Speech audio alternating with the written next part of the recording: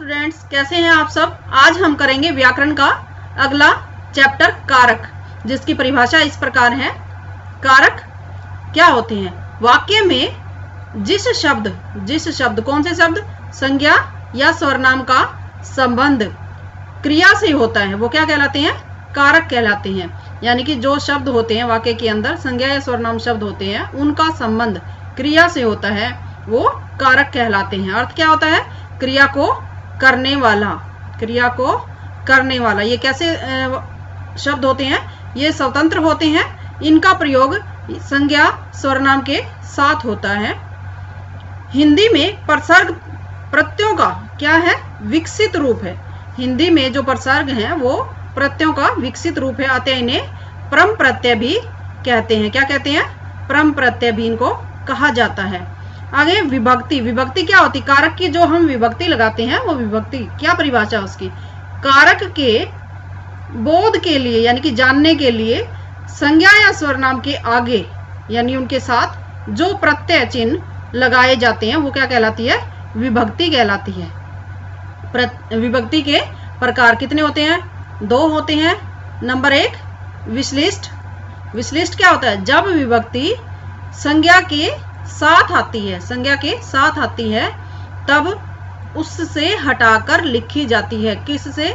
संज्ञा के साथ लगाकर नहीं लिखी जाती बल्कि उससे हटाकर लिखी जाती है, तो ये क्या कहलाती है?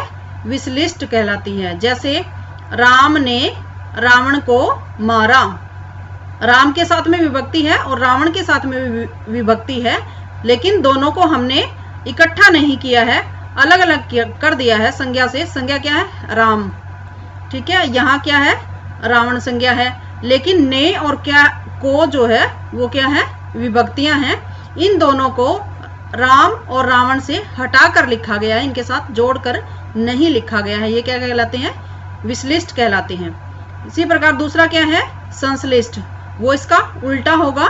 जब विभक्ति सर्वनाम के साथ आती है। किसके साथ आती है? ऊपर तो विश्लिष्ट थी, वो संज्ञा के साथ आई थी, ये सर्वनाम के साथ आती है, तब शब्द के साथ मिलाकर लिखी जाती है। वो हमने हटाकर लिखी थी और ये क्या है? मिलाकर लिखी जाती है। जैसे इनका, उनका, जिसका, इसका, मेरे को यानी कि मुझे।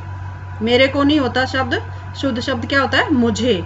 मैं प्लस के लिए यानी शब्द क्या बनेगा? मेरे लिए। तुम और प्लस को यानी कि तुम्हें। तो इसको इकट्ठा करके लिखा जाता है। जैसे इनका, अलग अलग नहीं करेंगे, इनका कर देंगे। उनका इकट्ठा होगा। जिसका, इसका, ये तो सारे शब्द क्या हैं? इकट्ठे करके लिखे जाते हैं, तो इसलिए इनको संश्लिष्ट कहा जाता है।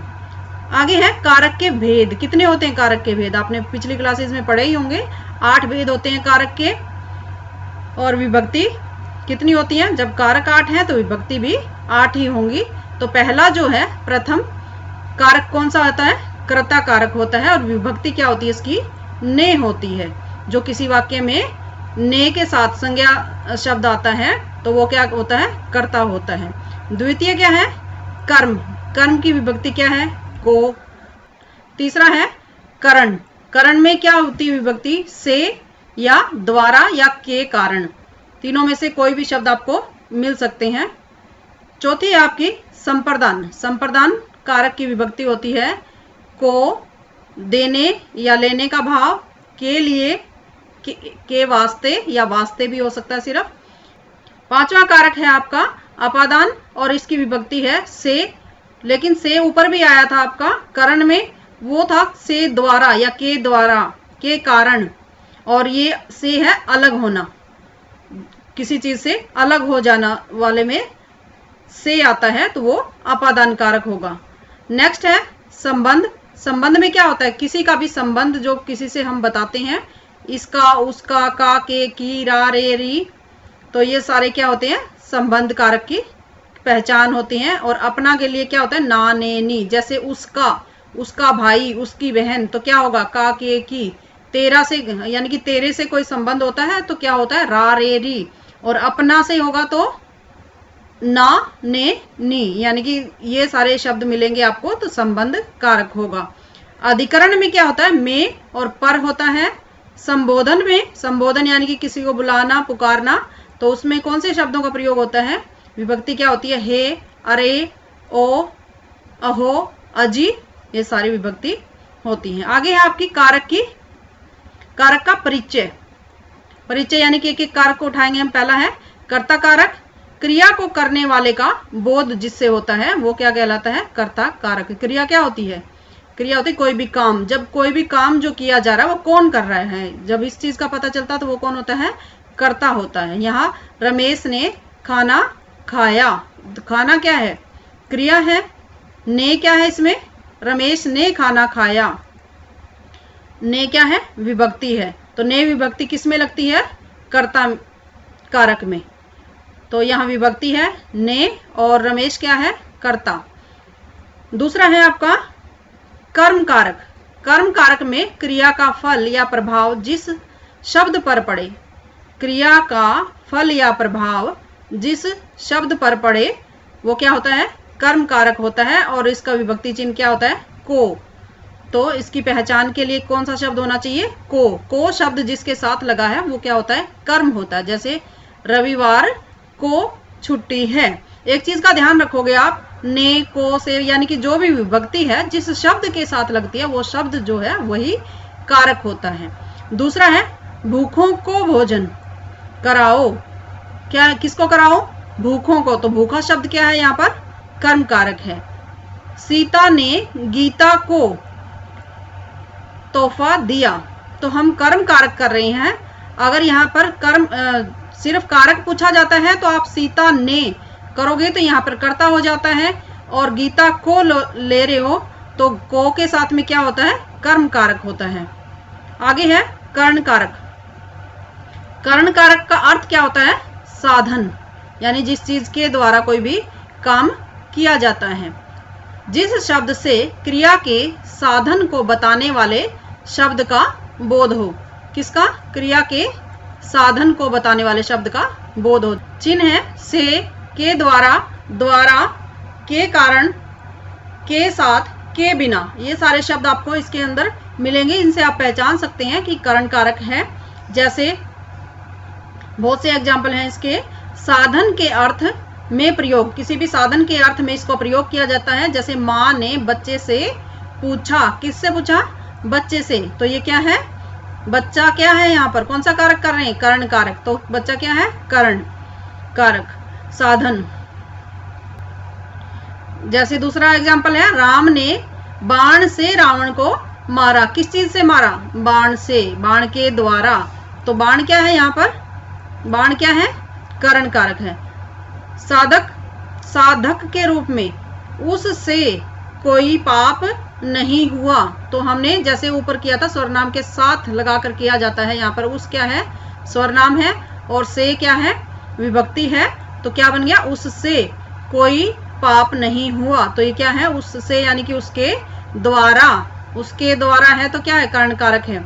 आगे है भाववाचक संज्ञा से क्रिया विशेषण बनाते समय नम्रता से बात करो। स्वयं से कहता हूँ।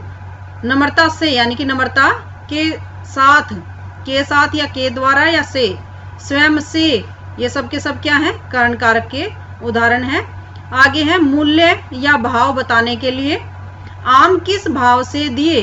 किस भाव से यानी कि क्या भाव दिए गए हैं? से आ गए यहाँ पर। तो क्या है? कर्ण कारक। उत्पत्ति सूचक अर्थ में उत्पत्ति क्या होती? कहाँ से उत्पत्ति हुई, कहाँ से इसकी पैदाइश है? हीरा कोयले की खान से निकलता है। कहाँ से निकलता है? कोयले की खान से। तो यहाँ क्या है? ये कर्ण कारक है। लालच से क्रोध उत्पन्न होता है। किस से होता है? लालच से। आगे है प्यार, मित्रता और दुश्मनी होने पर। सोहन की मोहन से दुश्मनी है। किससे है? मोहन से। मोहन का विवाह रागिनी से हुआ। से यानी कि से जिसमें भी आ गया है ये के द्वारा, तो ये सब क्या होगा? कर्ण कारक होगा। आगे है आपका संप्रदान कारक। संप्रदान कारक में क्या है? संज्ञा या स्वरनाम के लिए कुछ किया जाए या कुछ दिया जाए। एक चीज का ध्यान रखोगे आप, देने का भाव। यहाँ पर को शब्द होता है। को पहले भी हमने किया, कर्ता ने कर्म को याद रखो बच्चे, ऐसे ही याद करते हैं, कर्ता ने, कर्म को, कर्ण से, इस तरीके से याद करते हो। तो को का प्रयोग संप्रदान में भी होता है, लेकिन जिस को के साथ में देना शब्द आ जाए वो संप्रदान होगा। तो क्या है इसके, को के लिए, देना, क्या, को के साथ में देना और के वास्ते। तो ये सारे जो उदाहरण होंगे इनमें इन शब्दों का प्रयोग होगा तो संप्रदान कारक होगा। जैसे बच्चे को मिठाई दो, क्या दो, मिठाई दो, किसको, बच्चे को। तो ये को हो गया और देना हो गया, तो क्या है, संप्रदान है। दादी के लिए दवाई लाओ, के लिए यहाँ पर आ गया है, तो ये इसका उदाहरण है, के लिए। आगे है 2 दिन के लिए पुस्तक चाहिए, 2 दिन, 2 दिन क्या है, समय की अवधि है। तो ध्यान रखोगे अवधि और चाहिए शब्द के साथ भी इसका प्रयोग होता है। बच्चों के वास्ते मिठाई चाहिए, चाहिए शब्द हो या समय के बारे में बताया गया हो, कितने समय के लिए कोई काम, तो वो क्या होगा, संप्रदान होगा। आगे है अपादान। अपादान कारक चिन्ह क्या होता है, से होता है। से हमने पहले भी किया, लेकिन यहाँ क्या होता है, से अलग होना। ऊपर क्या किया था, से यानी कि द्वारा, लेकिन यहाँ पर से क्या होगा, अलग होना है। किससे अलग होना, जैसे संज्ञा या स्वरनाम के जिस रूप से दूर होने, निकलने, अलग होने, डरने, रक्षा करने, विद्या सीखने, तुलना करने का भाव प्रकट हो। आप सिर्फ से का याद नहीं रखोगे, ये बहुत सी चीजें इसमें, जैसे अलग होना, डरना, रक्षा करना, विद्या सीखने, तुलना करने, निकलने, दूर होने, इन सारे शब्दों का ध्यान रखोगे आप अपादान में। जैसे मैं दिल्ली से आया था, दिल्ली से आया था यानी कि दिल्ली के द्वारा नहीं आया है। आप 2 चीजों का ध्यान रखोगे इसमें, जिस से के साथ में आप अगर द्वारा लगा सकते हो तो वो अपादान कारक नहीं है, वो क्या हो जाएगा, अपादान कारक नहीं होगा। अपादान कारक में क्या होगा, से यानी कि अलग होने का भाव होगा। कर्म कारक हो जाएगा जिसमें से के साथ में द्वारा लगेगा, लेकिन यहाँ कौन सा है, अपादान है। दिल्ली से आया है, दिल्ली से आया यानी कि दिल्ली से दूर हो गया, दिल्ली तो वहीं रह गई, दिल्ली साथ नहीं आई है या दिल्ली ने उसको भेजा नहीं है, क्या है, दिल्ली से अलग हो गया है।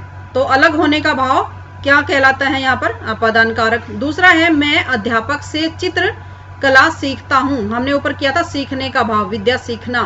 तो सीखना क्या है, सीख रहा है, से हो गया और सीखना हो गया, ये अपादान हो गया। भरत राम से छोटे थे, तुलना हो रही है यहाँ पर दोनों की, एक छोटा है एक बड़ा है तो तुलना है।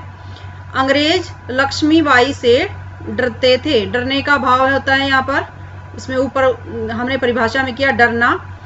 पेड़ से पत्ते गिरते हैं, पेड़ से पत्ते गिरते हैं यानी कि पेड़ से अलग हो रहे हैं पत्ते।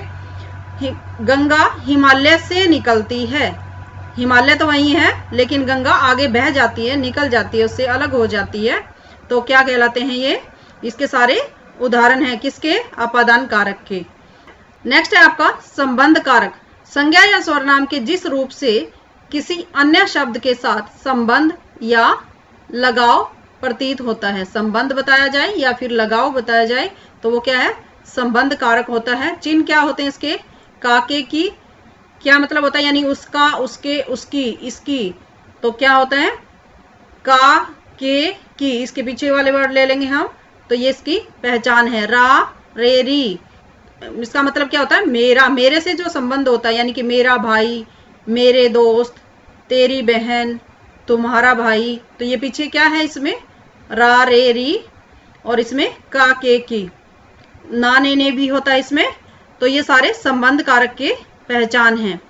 जैसे मैं कबीर दास जी के दोहे पढ़ता हूं, के आ गया इसमें, तो क्या हो गया, ये संबंध कारक हो गया। मेरा भाई रमेश है, यानी कि मेरे से संबंध है रमेश का, तो मेरा, रा हो गया। तुम्हारे दोस्त का क्या नाम है, तुम्हारे, तुम्हारे से संबंध है दोस्त का, तो क्या है, संबंध कारक है। आगे है अधिकरण कारक। संज्ञा या स्वरनाम के जिस रूप से क्रिया के आधार का बोध हो, आधार जिसमें क्या होती है विभक्ति, में और पर होती है, यानी कि किसी चीज के अंदर या किसी चीज के ऊपर। अगर आपको कोई ऐसा सेंटेंस मिलता है में और पर वाला तो क्या होगा, अधिकरण कारक होगा। जैसे तुलना, मूल्य और अंतर का बोध हो तो उसमें में होता है। स्थान, समय, भीतर या सीमा का बोध हो तो में या पर होता है। उदाहरण के तौर पर अमीर और गरीब में बहुत अंतर है। यहां पर अंतर का बोध हो रहा है, दोनों में अंतर दिखाया जा रहा है, अमीर और गरीब में। दूसरा है पुस्तक मेज पर रखी है। पर आ गया यहाँ पर, में और पर में से दोनों में से कुछ भी हो, पर रखी है। आगे है गुलाब सब फूलों में सुंदर है। सब फूलों में, यहां पर में आ गया। वह सही समय पर आया, यहां पर आ गया है तो क्या है ये, अधिकरण कारक का उदाहरण है। नेक्स्ट है आपका संबोधन। संबोधन पहले भी बताया मैंने आपको, संबोधन यानी कि किसी को बुलाना, पुकारना। उसके लिए आप किन किन शब्दों का प्रयोग करते हो वो इसके अंदर आएंगे, जैसे हे, अरे, अजी, रे, ओ। संज्ञा के जिस रूप से किसी को पुकारने, चेतावनी देने या संबोधित करने का बोध हो, इसकी ये परिभाषा है। संज्ञा के जिस रूप से किसी को पुकारने, चेतावनी देने या संबोधित करने का बोध हो तो वो क्या कहलाता है, संबोधन कारक कहलाता है। जैसे हे भगवान रक्षा करो, किसको पुकार रहे हैं, भगवान को, तो क्या बोला जा रहा है, हे भगवान। जैसे अरे जरा इधर आओ, अरे हम किसी को बुला रहे हैं, किसी को पुकारा जा रहा है सामने वाले को, अरे इधर आओ। अजी सुनिए, तो भी हम किसी को बोल रहे हैं, ओ सुनो जरा, तो इसमें भी संबोधन किया जा रहा है। तो जिसमें संबोधित किया जाता है, किसी को पुकारा जाता है या चेतावनी देने के लिए, पुकारने के लिए और संबोधित करने के लिए जिन शब्दों का प्रयोग किया जाता है वो संबोधन कारक के अंतर्गत आते हैं। तो ये थे आपके कारक। उम्मीद करती हूँ आपको अच्छे से समझ आए होंगे।